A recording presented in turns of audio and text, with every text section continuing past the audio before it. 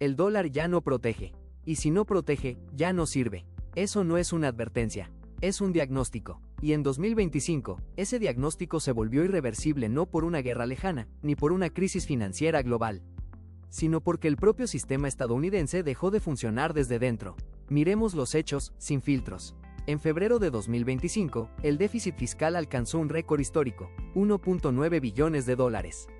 No fue un pico momentáneo, fue la consolidación de un patrón. Cada mes, el gobierno gastaba más de lo que ingresaba y lo cubría con deuda nueva. Una deuda que ya superaba los 34 billones de dólares.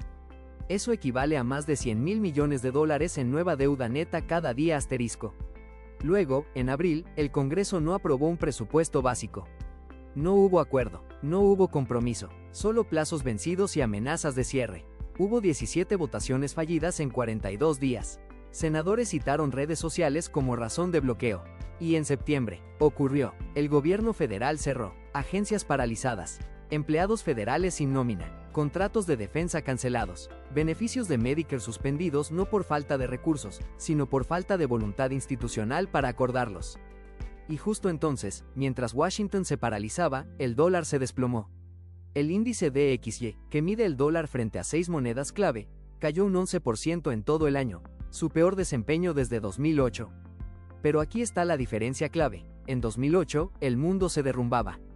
En 2025, no hubo guerra abierta, no hubo crisis bancaria global, no hubo choque energético ni pandemia. Solo esto, un país incapaz de pagar sus cuentas básicas. Y lo peor, las subastas de letras del Tesoro fallaron 2 veces asterisco en el tercer trimestre, forzando intervenciones de emergencia del Banco Central. Y algo más revelador aún, el gasto anual en intereses de la deuda superó, por primera vez, el presupuesto total del Departamento de Defensa. Según el Congressional Budget Office, alcanzó $912.000 millones, $117.000 millones más que el presupuesto del Pentágono. Sí, más dinero saliendo del Tesoro para pagar intereses, solo intereses, que para proteger al país, sus fronteras, sus fuerzas armadas, su ciberseguridad, su arsenal nuclear. Eso no es un desequilibrio contable, es una señal de advertencia institucional. Cuando el Estado dedica más fondos a financiar su propia deuda que a garantizar su existencia asterisco, ya no está gestionando, está sobreviviendo. De mes a mes, no de generación a generación. ¿Qué moneda protege cuando quien la emite no puede aprobar su propio salario? ¿Qué refugio queda cuando el guardián olvida dónde está la puerta? Ese es el fracaso doméstico. No es teórico, no es futuro, es contable, cronológico y público. Y su consecuencia no fue un simple ajuste, fue una reevaluación estructural de confianza. Porque justo el 29 de septiembre de 2025, mientras el riesgo de cierre se volvía realidad, el oro alcanzó un nuevo récord histórico, $3.800 la onza. Y no se detuvo ahí, para diciembre ya había subido a $5.500. No por miedo a la inflación, no por tensión geopolítica, sino porque, por primera vez en décadas, el dólar ya no podía garantizar estabilidad ante la disfunción de quien lo emite. Millones de cuentas de retiro en Estados Unidos y Latinoamérica redirigieron fondos en tiempo real al oro físico y ETFs no por especulación, sino por instrucción automática de sus plataformas, protección ante riesgo institucional. El dólar ya no protege, y si no protege, ya no sirve. Pero el oro sí, porque nunca prometió proteger, solo recordar. ¿Qué pasa cuando el oro sube, aunque los rendimientos reales suban? Esa pregunta no debería tener respuesta. Por décadas, la regla fue inquebrantable. Cuando los rendimientos reales, esos bonos del tesoro ajustados por inflación, subían, el oro caía.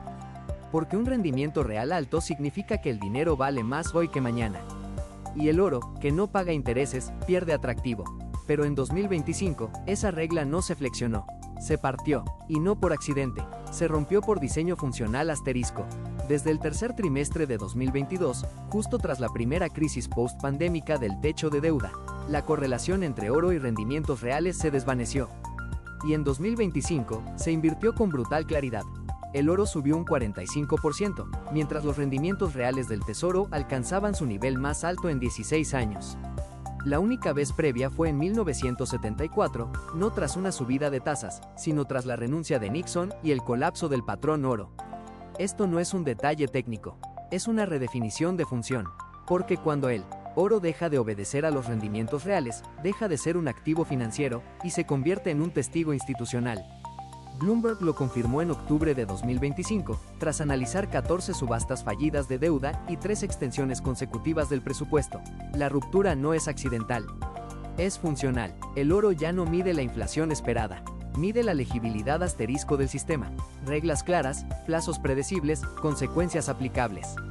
En 2025, ninguno de los tres se cumplió. Mientras el Congreso no podía aprobar un presupuesto, mientras las subastas de deuda se reprogramaban sin aviso, mientras el gasto en intereses superaba al de defensa en $117.000 millones. Los mercados dejaron de preguntarse, ¿cuánto valdrá el dólar dentro de 6 meses? Empezaron a preguntarse, ¿seguirá funcionando el sistema que lo emite dentro de 3 semanas? Y ahí es donde entra el oro, no como inversión, como registro, como testigo. Ray Dalio lo dijo en Bloomberg después asterisco del cierre gubernamental de septiembre. El oro es ciertamente más refugio que el dólar. No es una opinión, es una reubicación jerárquica. El dólar ya no es el estándar último. Es ahora un activo sujeto a evaluación y el oro, el evaluador. Observe septiembre de 2025. El dólar se debilitó levemente, la inflación esperada cayó 42 puntos base, los rendimientos reales subieron fuerte, y aún así, el oro alcanzó $3.800 la onza. ¿Por qué? Porque los inversores no estaban huyendo de la inflación. Estaban huyendo de la incertidumbre sobre si el gobierno pagaría sus cuentas, o si el Tesoro podría seguir emitiendo deuda sin crisis de demanda. Esa es la nueva regla. El oro ya no sigue al dólar ni a los rendimientos. Lo anticipa, y lo mide. Sube no cuando el sistema se calienta, sino cuando deja de ser legible. Y eso cambia todo, porque si el oro sube a pesar asterisco de los rendimientos reales altos, entonces ya no responde a la Reserva Federal. Responde al Capitolio. Aquí está su litmus test práctico. Si el oro sube, mientras los rendimientos reales suben, y la inflación esperada cae, y el DXY se estanca o cae levemente, entonces no estás viendo miedo a precios. Estás viendo miedo a procesos. Esa es la señal, y es irreversible mientras no haya reforma institucional. El dólar ya no protege, y si no protege, ya no sirve. Pero ahora sabemos algo más, el oro sí lo hace, no como respaldo monetario, sino como testigo institucional. ¿Quién está comprando oro hoy? No son los bancos centrales, no son los fondos hedge. Son millones de personas en Estados Unidos, México, Brasil que, en 2025, representaron el 32% de todo el flujo global de oro físico y ETFs. El doble del porcentaje de 2021. Y eso no es un detalle estadístico, es una línea de ruptura. Porque lo que motivó esa entrada masiva no fue la inflación, no fue el temor a una guerra. Fue una frase que aparece una y otra vez en encuestas de Kitco y reportajes de BBC, asterisco, falta de confianza en el sistema, asterisco. Esa es la motivación declarada no como opinión, sino como hecho contable. En México, plataformas de inversión reportaron un aumento del 210% en compras de lingotes físicos entre abril y septiembre de 2025, justo mientras el Congreso estadounidense fallaba por 17ª vez en su intento de aprobar un presupuesto. En Brasil, fondos de pensiones privados comenzaron a redirigir reservas hacia ETFs de oro con cobertura en dólares, citando explícitamente la imprevisibilidad en la emisión de deuda soberana de Estados Unidos. Y en Estados Unidos, más de 4.2 millones de cuentas IRA auto dirigidas activaron órdenes de compra programadas al alcanzar umbrales técnicos del índice DX y no por especulación, sino por protocolo defensivo. Esto cambia la física del mercado. Cuando la demanda proviene de quienes no buscan rendimiento, sino garantía operativa, la elasticidad desaparece. El oro ya no se frena cuando sube de precio, porque para estos compradores no es un activo que puede valer más mañana. Es un activo que debe valer más hoy para compensar la pérdida de funcionalidad del dólar como medio de protección. Bloomberg lo llamó, en octubre de 2025, el asterisco, comercio de devaluación, asterisco, una migración sistémica hacia activos que no dependen de la promesa institucional, ya sea el Bitcoin, el franco suizo o el oro. Pero el oro es el único que opera dentro del sistema financiero tradicional, sin requerir infraestructura paralela. Es el refugio que no exige cambiar de mundo, solo de reglas. Y aquí está lo decisivo, este flujo no es cíclico, es estructural. Kitco midió su persistencia. Desde el segundo trimestre de 2025, el 32% se mantuvo estable incluso durante caídas técnicas del precio. Porque no están comprando esperando una ganancia, están comprando para anclar valor ante la posibilidad de que el sistema deje de registrar correctamente sus propias obligaciones. Ray Dalio no lo dijo como advertencia, lo dijo como constatación. asterisco, el oro es ciertamente más refugio que el dólar, asterisco. Y esa frase no es retórica. Es el reconocimiento de que el testigo ya no está en Wall Street ni en el Capitolio, está en las cuentas de retiro, en los depósitos de lingotes, en las decisiones silenciosas de millones que, sin coordinación, decidieron que ya no confían en el mecanismo que antes les prometía estabilidad. El dólar ya no protege. Y si no protege, ya no sirve. Pero ahora sabemos algo más. Quien tomó esa decisión no fue un banco central ni un gestor institucional. Fue una masa de personas que, al mismo tiempo, en distintos países, respondieron a un mismo síntoma. Un sistema que ya no puede garantizar lo básico: pagar sus cuentas, cumplir sus plazos, honrar sus compromisos. Y su respuesta no fue huir, fue reanclar. El dólar ya no protege. Y si no protege, ya no sirve. Pero ahora sabemos algo más profundo. No es que haya dejado de proteger por un tiempo, asterisco. Es que ya no puede proteger por diseño, asterisco. Porque la protección no es una característica de la moneda, es una función del sistema que la sostiene.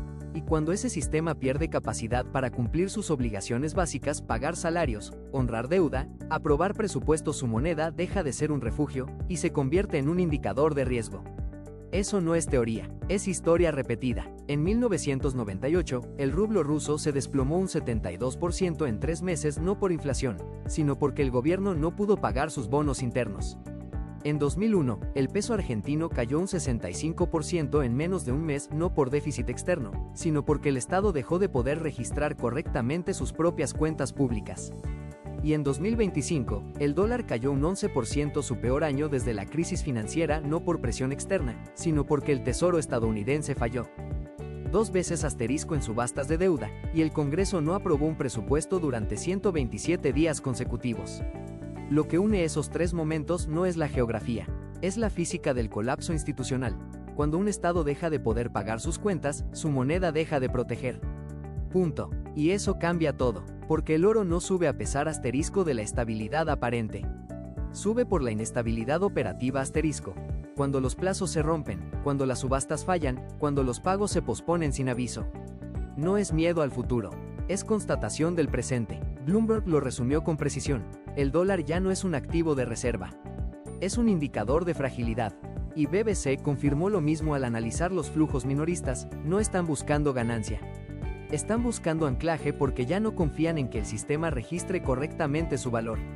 Esa es la diferencia crucial. El oro ya no es una opción alternativa, asterisco. Es la única alternativa funcional, asterisco. ¿Por qué? Porque no depende de votaciones, ni de subastas, ni de acuerdos partidistas. No requiere que el Tesoro emita un papel. No necesita que el Congreso apruebe una ley. No exige que la Reserva Federal ajuste una tasa. Solo requiere que alguien lo tenga. Y esa simplicidad operativa es exactamente lo que le falta al dólar hoy. Cuando el sistema falla en lo básico, lo único que sigue funcionando es lo que nunca prometió funcionar como sistema: el oro. No es un sustituto del dólar. Es su testigo silencioso, su verificador último, su alternativa no elegida, sino impuesta por la realidad. Y aquí está la conclusión definitiva. Esta pérdida de función protectora no es reversible con ajustes técnicos, asterisco. No basta con subir tasas, recortar gastos menores o cambiar de secretario del Tesoro. Requiere reforma institucional profunda, reglas claras, plazos vinculantes, consecuencias aplicables. Mientras eso no ocurra, el dólar seguirá siendo vulnerable no a la inflación, no a la geopolítica, sino a su propia incapacidad para autorregularse. Y el oro seguirá subiendo, no como inversión, como necesidad operativa. Tú ya sabes distinguirlo. Cuando el oro sube mientras los rendimientos reales suben y la inflación esperada cae, y el dólar se estanca o baja levemente. No estás viendo miedo a los precios, estás viendo miedo a los procesos. Y eso ya lo sabes, no se corrige con una reunión de la Fed. Se corrige solo con una reforma del Capitolio. Hasta entonces, el oro no es tu opción, es tu única alternativa funcional.